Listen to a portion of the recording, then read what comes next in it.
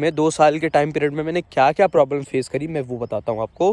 भाई मैं आता हूँ अपने सबसे ज़्यादा फेवरेट पार्ट पे, वो है इसका मॉडिफिकेशन पोटेंशियल। तो भाई आपने अब गाड़ी की डिलीवरी ले ली और आपने 1000 किलोमीटर भी चला लिए और आपको अब करवानी है इसकी सर्विस। यो यो यो व्हाट्सअप गाइस, स्वागत है आपका मेरे चैनल नाइट्रो एक्सट्रीम में। और भाई साहब कैसा था मत होना। तो भाई आज का सीन ये है कि मेरी गाड़ी जो है R15 आज उसको मतलब टू बी प्रिसाइजली आज उसको 2 साल से भी ज़्यादा नहीं, 2 साल 1 महीने 4 दिन हो चुके हैं। और मैं बैठे बैठे सोच रहा था कि चलो आज अपन उसका जो ओनरशिप रिव्यू जिसको बोलते हैं यानी कि वो बनाते हैं, जिसमें आप को मैं ये बताऊंगा कि मुझे उसमें क्या क्या चीज़ें अच्छी लगी, क्या बुरी लगी, मेरे साथ क्या क्या प्रॉब्लम्स आई और सर्विस कॉस्ट, ये सब जितनी भी चीज़ें होती हैं सब मैं बताऊंगा। तो सिट बैक एंड रिलैक्स और बहुत ही आएगा इस वीडियो में मज़ा। तो भाई अब एक काम करते हैं, अभी तो मैं घर में हूँ, तो अब एक काम करते हैं, अब यहाँ से चल रहे हैं अपन मोटो व्लॉग में और मोटो व्लॉग से गाड़ी उठाते हैं और चलते हैं अच्छी लोकेशन पर जहाँ शांति हो और वहाँ पे अपन वीडियो बनाते हैं और आपको मैं बताता हूँ कि क्या क्या चीज़ें कैसी कैसी हैं। ठीक है, चलो। A few inches later.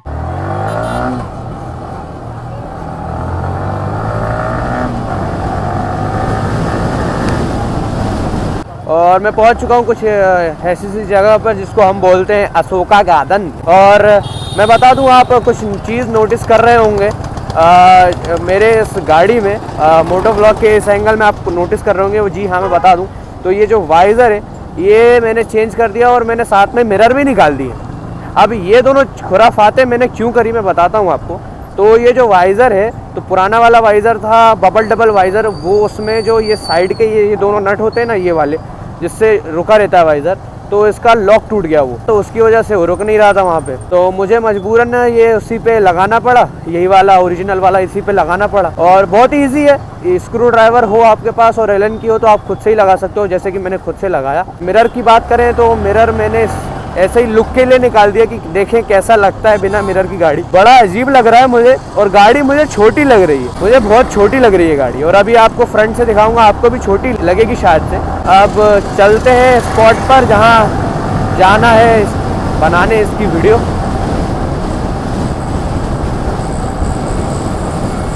और हाँ, ये इधर ही साइड में ही हमारा नया कावासाकी का शोरूम खुला है, वो दिखा होगा आपको एंगल में, देख सकते हो आप।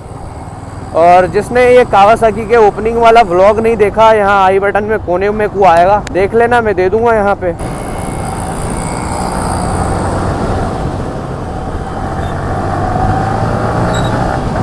इसको ऐसे ट्रैफिक में चलाने का मज़ा ही कुछ और है। तो भाई अब एक काम करता हूँ, मैं पहुँच गया हूँ जगह पर और आपसे मिलता हूँ डायरेक्ट लोकेशन पर, ठीक है? ओके। तो भाई साहब मैं जगह पर पहुँच चुका हूँ जहाँ पर अपनी गाड़ी के ओनरशिप का रिव्यू अपन बनाएंगे। और आप देख सकते हो चारों तरफ कुछ ऐसी सी लोकेशन, और यहाँ पीछे आप मेरे देख सकते हो ये मल्टी वगैरह, हमारे भोपाल का ये मल्टी है मतलब।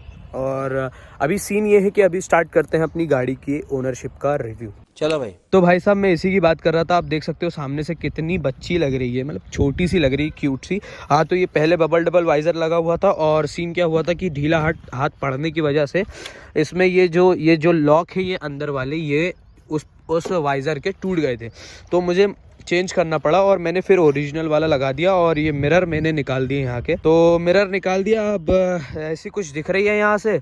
और अब चलो स्टार्ट करते हैं इसका ओनरशिप रिव्यू। अबे जल्दी बोल, कल सुबह पनवेल निकलना। भाई साहब सबसे पहली चीज़ तो होती है ओनरशिप रिव्यू में, वो होती है कि कितनी आपने अपनी बाइक है जो चला दी, मतलब अपनी बाइक कितनी आपने चला दी पूरे टाइम पीरियड में। तो मेरी बाइक जो चली है वो चली है 5939 किलोमीटर्स ओनली। भाई साहब बहुत ही ज़्यादा कम है और ब्रांड न्यू कंडीशन में मेरी गाड़ी अभी है। 2 साल हो गए मेरी गाड़ी को, 2 साल 1 महीने 4 दिन टू बी प्रिसाइजली, लेकिन मेरी गाड़ी अभी ब्रांड न्यू कंडीशन में है टिल नाउ, आप अभी देख ही सकते हो। और भाई मात्र 6000 किलोमीटर चली है, मैं 6000 और मतलब 60 किलोमीटर और जोड़ ले रहा हूँ मैं, 6000 किलोमीटर सिर्फ चली है मेरी गाड़ी। 2 साल के टाइम पीरियड में मैंने क्या क्या प्रॉब्लम फेस करी मैं वो बताता हूँ आपको। तो पहली प्रॉब्लम जो फेस आई मुझे इससे रिलेटेड वो आई इसके बैटरी प्रॉब्लम, मतलब बैटरी से रिलेटेड। मतलब शुरू में मैंने जब गाड़ी ली यानी 10 फरवरी को, तो फिर उसके बाद सीन ये हुआ था कि मैं चला गया था 11 फरवरी को अर्जेंटली, नहीं 12 फरवरी को, सॉरी 12 फरवरी को चला गया था अर्जेंटली अजमेर। और अजमेर में गया तो 10 दिन के लिए अजमेर गया। तो उसके लिए जो गाड़ी मेरी वो 10 दिन तक खड़ी रही। और मैंने एक गलती कर दी कि मैंने बैटरी डिस्कनेक्ट करना भूल गया, तो उसकी वजह से पूरी बैटरी डाउन हो गई, ख़राब हो गई। और मुझे पहली प्रॉब्लम जो आई थी गाड़ी को लेते ही वो यही आई थी कि बैटरी से बहुत पूरी डाउन हो गई थी, मुझे बैटरी से सफ़र करना पड़ा था। तो अभी मैं आपको दिखाता हूँ। आप अगर कहीं लॉन्ग टूर पर जा रहे हैं, यानी 1 महीने, 1-2 महीने, 3 महीने, जितने भी टाइम के लिए जा रहे हैं, आप कुछ मत करिए। आप अपनी गाड़ी के जो बैटरी का ये प्लस वाला साइन है इसको निकाल दीजिए और आप गाड़ी छोड़ दीजिए। हाँ मतलब ढक वक के छोड़िए, मतलब नहीं तो ढक वक के छोड़ेंगे तो ठीक है, नहीं तो गंदी हो जाएगी। बाकी ये है कि बैटरी आपकी ख़राब नहीं होगी, ये गारंटी मैं ले रहा हूँ क्योंकि मैंने खुद ऐसा करके देखा है। क्योंकि जब मुझे गांव जाना होता है, यूपी जाना होता है, तो मैं यही करके जाता हूँ। और गाड़ी की जो पॉजिटिव टर्मिनल है बैटरी की उसको डिस्कनेक्ट कर दो, आपकी गाड़ी खड़ी कर दो, आपकी गाड़ी को कुछ भी नहीं होगा। ये एक मेजर प्रॉब्लम था जो मेरे साथ आई थी मेरी गाड़ी पे। बाकी अभी प्रॉब्लम ऐसा नहीं है, लेकिन प्रॉब्लम इसको भी कह सकते हैं, जो ये लाइट का थ्रो है, मुझे इसका लाइट का थ्रो अच्छा नहीं लगता, जो कि मतलब एक प्रॉब्लम है बोल सकते हो आप। क्योंकि इसके लाइट जो है मतलब बहुत ही कम इंटेंसिटी के हैं और प्रोजेक्टर इतने इंटेंसिटी के नहीं है जैसे आरसी और आरएस में आते हैं प्रोजेक्टर, लेकिन वो हेलोजन होते हैं, वो बैटरी और ज़्यादा पीते हैं। ये बैटरी एफिशिएंट लाइट है, लेकिन फिर भी थ्रो तो नहीं है ना, इंटेंसिटी नहीं है, ठीक है। तो दूसरा प्रॉब्लम ये हो गया। बाकी एज सच मुझे कोई प्रॉब्लम नहीं आई गाड़ी में। एक नट भी मुझे मतलब ऐसा नहीं है कि मतलब एक नट भी चेंज कराना हुआ हो। तो अब भाई मेन चीज़ पे बात करते हैं। जब बंदा कोई R15 लेता है, मतलब लेने का प्लान करता है, ऐसी मतलब एक्सपेंसिव गाड़ियाँ, मतलब ये भले है तो 150 सीसी की, लेकिन है अच्छी खासी महंगी, ठीक है। तो ऐसी गाड़ियों को मेंटेन भी करना होता है, और ऐसी गाड़ियों का मेंटेनेंस कॉस्ट, क्योंकि देखो भाई मैं बता दूं, ये है एक जापानीज़ बाइक और इसके जो मतलब मालिक है यामाहा वाले, वो हैं जापानीज़। तो आपको भी मालूम है, सबको मालूम है कि जापानीज़ बाइक को मेंटेन करना सबसे ज़्यादा कॉस्ट इफेक्टिव है, सबसे ज़्यादा फ्रेंडली है, कॉस्ट फ्रेंडली। आपकी जेब पे इतना लोड पड़ेगा ही नहीं, ठीक है। और मैं बताऊँ आपको, इसकी जनरल सर्विस जो फ्री वाली है, क्योंकि शुरू में इसके 4 फ्री सर्विस मिले थे मुझे, और free service, general service free वाले मैंने 732 रुपये में इसकी जनरल सर्विस कराई है। आप सोचो, आप उसमें मेरी जो चेन की ल्यूब, वैसे चेन अभी गंदी हो रखी है, उसके लिए sorry, chain lube, chain clean, oil filter, oil और अपना जो ऑयल डलता है वो, और वॉशिंग और जनरल चेकअप जो मतलब होता ही है। तो ये सब मेरा 732 750 रुपये में हो जाता था, 4 सर्विस जो कि करवाई मैंने। और पेड सर्विस में 500 रुपये लेबर ऐड कर दो, 1200 रुपये। भाई 1200 रुपये में आपकी गाड़ी जनरल सर्विस हो रही है भाई, अच्छी खासी बात है ये। और इसके डिस्क पैड्स अभी मैंने चेंज नहीं करवाए क्योंकि मुझे ज़रूरत ही नहीं पड़ी, अभी घिसा ही नहीं है, नई की नई गाड़ी है। डिस्क पैड इसके नए रखे, चेन अभी भी नई है इसकी, टायर भी अभी इसके नए हैं, सब कुछ नहीं है भाई गाड़ी में। अभी इतना मैंने इसको चलाया ही नहीं हूँ, क्योंकि जब मैंने गाड़ी ली थी 2021 में 10 फरवरी को, उसके 2 महीने बाद ही लॉकडाउन लग गया था सैडली। तो लॉकडाउन लगने की वजह से गाड़ी खड़ी थी और नहीं चला पाया मैं, और अभी भी चलाना चालू करा है मैंने, इसको चलाना चालू करा है। सर्विस में मेरे ज़्यादा पैसे इसके लगते नहीं है, आप जेब में 1000 रुपये रख के चले जाओ, आपकी जनरल सर्विस हो जाएगी। भाई अब बात करते हैं इसके ऐसे टॉपिक पर जिसी की वजह से मैंने इस गाड़ी को लिया है। जी हाँ, कौन कौन सी चीज़ें मुझे इसकी अच्छी लगती हैं, ठीक है। तो भाई सबसे मेन चीज़ तो भाई इसका जो लुक है, आप लुक देखो भाई, वहाँ से धूप की किरणें पड़ रही है भाई, और ये ग्लॉसी पेंट इसका, और मैं कसम से बता रहा हूँ, मैं इसके लुक पे फ़िदा हूँ, फ़िदा। क्योंकि भाई मेरी जो ड्रीम बाइक है वो है यामाहा R1 1000 सीसी वाली 2015 वाला मॉडल।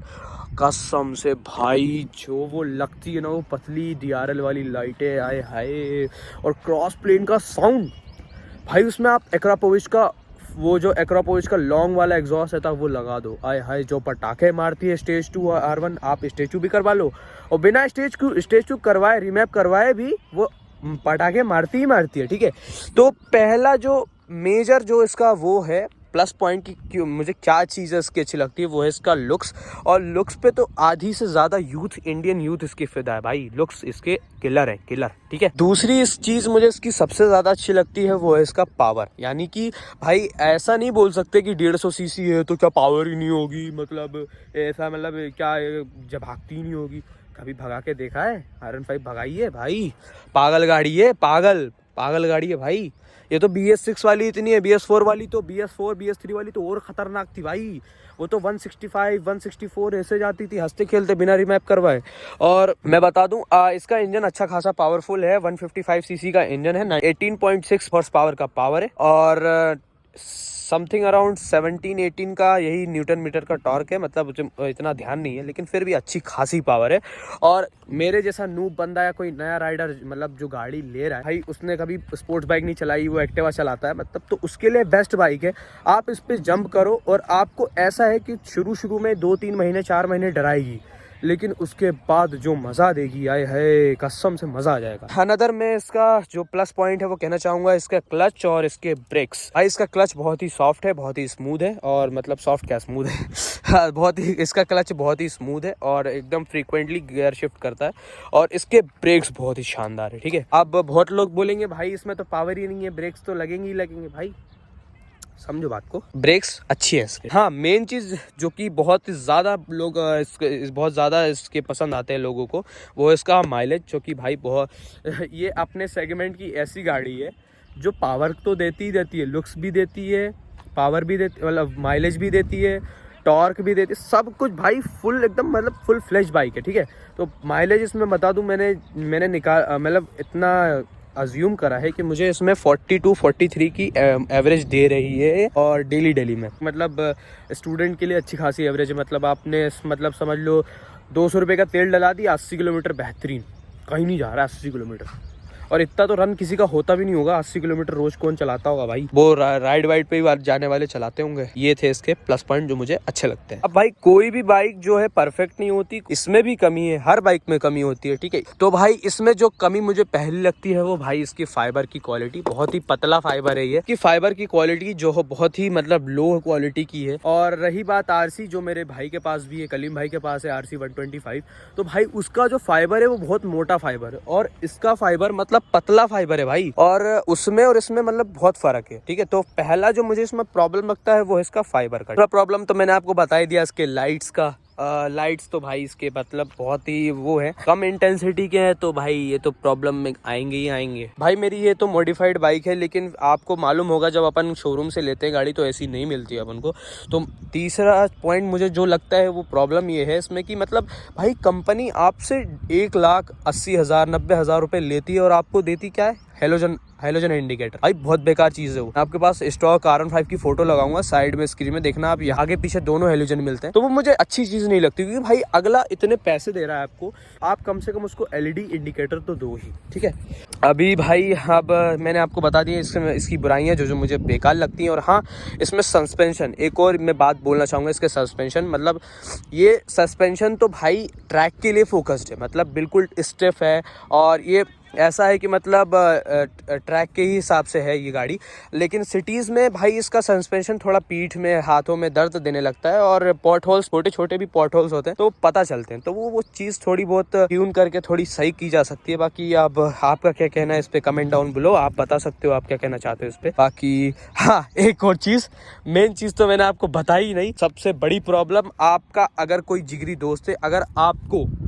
उसे अपना दुश्मन बनाना, तो आप कुछ मत करिए, उसे 1 घंटे नहीं, 1 घंटे तो बहुत ज़्यादा बोल दिया मैंने, आधे घंटे मात्र एक छोटी सी राइड लेके आओ, आधे घंटे आप इस पत्थर पे बिठा देना। ठीक है, इस पत्थर पे बिठा देना, वो भाई गाड़ी से उतरेगा, आपको तो पहले 50-60 गालियां देगा, उसके बाद फिर मारेगा। इसकी पीछे की सीट इतनी स्टिफ है, इतनी भाई पत्थर की तरह है। RC के बाद सबसे बेकार सीट मुझे भाई ये लगती है पीछे की, नई वाली नहीं पुरानी वाली की बात कर रहा हूँ। तो ये कुछ प्रॉब्लम्स थी जो मुझे अच्छी नहीं लगती इसमें। बाकी बाइक तो ये नंबर 1 है इसमें। इसके आमने सामने भी कोई नहीं फटकता भाई, इसके पावर और इसके टॉप स्पीड के मामले में। तो भाई मैं तो एक यामाहा फैन बॉय हूँ, लेकिन अगर आपको ये नहीं पसंद तो मैं आपको इसके 2-3 अल्टरनेट्स बताता हूँ जो आप ले सकते हो इसकी जगह पर। और थोड़े से ज़्यादा ऊपर नीचे पैसे आपको बजट अपने हिसाब से करना पड़ेगा और आपको अपनी पसंद देखनी पड़ेगी।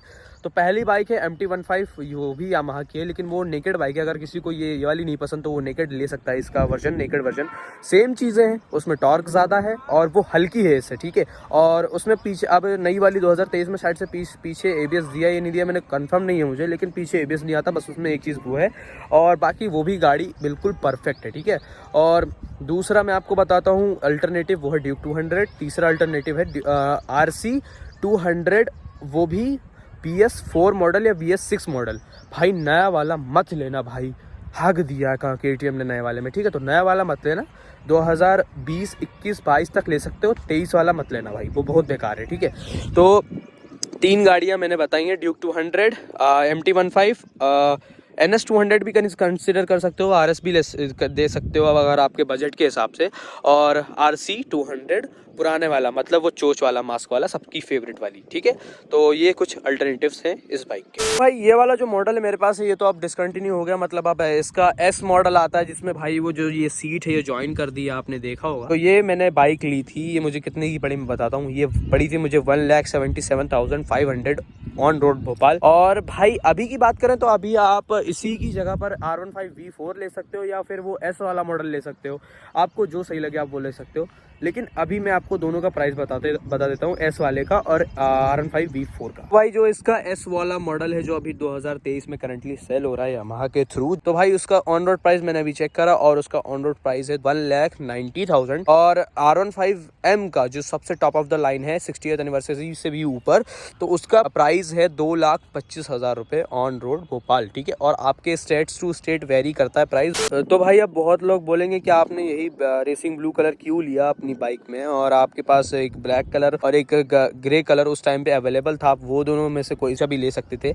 लेकिन भाई मैं आपको बता दूं, ये जो आप रेसिंग ब्लू कलर देख रहे हो, आप सब में से बहुत से लोगों को मालूम होगा कि ये है यामाहा का पेटेंट कलर, जैसे कि डुकाटी का रेड होता है और KTM का ऑरेंज और कावासाकी का ग्रीन। तो ऐसे ही यामाहा का ये डार्क ब्लू कलर ये पेटेंट कलर है, और मुझे ये कुछ ज़्यादा ही अच्छा लगा, क्योंकि इसमें जो अलॉयज हैं इसके वो भी मैचिंग, बॉडी मैचिंग कलर के हैं, और बहुत ही खूबसूरत लगती है, इसमें बड़ी लगती है, चंकी लगती है। बाकी अपना अपना पसंद, और इसीलिए मैंने ये ब्लू कलर लिया और मुझे ज़्यादा अच्छी यही लगती है। तो आपको कैसी लगी आप बताओ कमेंट में।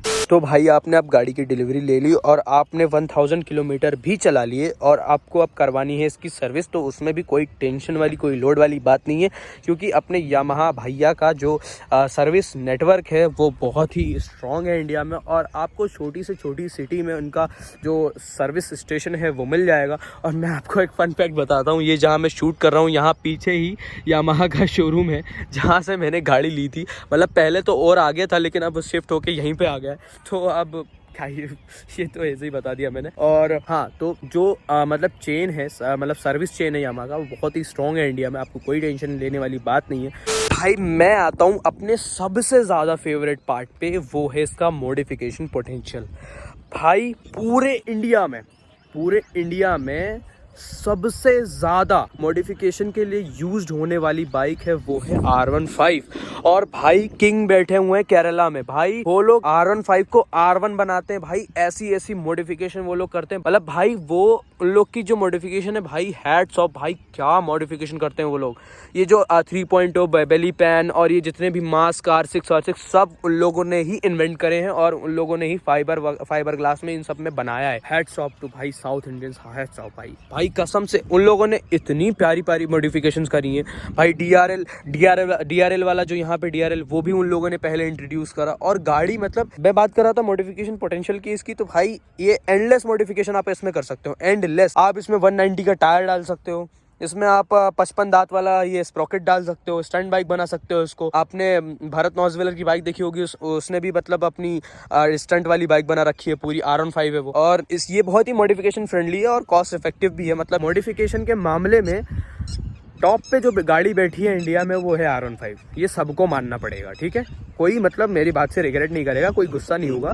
नंबर 1 पे तो यही बैठी है मॉडिफिकेशन पोटेंशियल के नाम पे, ठीक। तो भाई अब आते हैं वर्डिक्ट पे, और अब ये बाइक सबसे बेस्ट उनके लिए जिनका बजट एकदम टाइट है भैया, मतलब 1,90,000 से ज्यादा हम 500 रुपए भी नहीं लगा सकते, ठीक है। और उनके लिए सबसे बेस्ट बाइक है। और अगर फेयरिंग में चाहिए तो ये, और अगर इससे थोड़ा कम बजट और उससे भी कम बजट टाइट है, मतलब 1,80,000, 1,75,000, 1,70,000 तक आपका बजट बजट है तो आप MT भी कंसिडर कर सकते हो, वो भी बेस्ट है। मतलब ये दोनों भाई बहन टॉप पे बैठे हुए हैं भाई 150 सीसी के सेगमेंट में, ठीक है। और 2 साल हो गए मुझे ये लाइट और बैटरी के अलावा कोई प्रॉब्लम आई ही नहीं है। बाकी पंचर वंचर तो भाई सब गाड़ियों में होता है, वो तो प्रॉब्लम में कंसिडर ना ही करें तो अच्छा है। बाकी अब भाई बहुत देर से मैं बोल रहा हूँ, मैं थक गया हूँ और मैं जा रहा हूँ घर। तो मिलते हैं एक और अगले व्लॉग में, कोई शानदार व्लॉग में। और आप कमेंट में बताना आपको क्या पॉइंट सही लगे क्या नहीं लगे।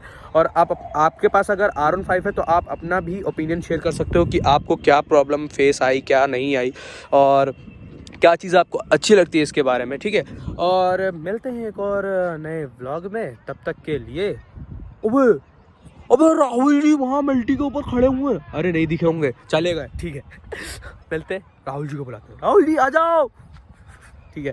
Bye bye bye bye bye bye bye, tata, good bye.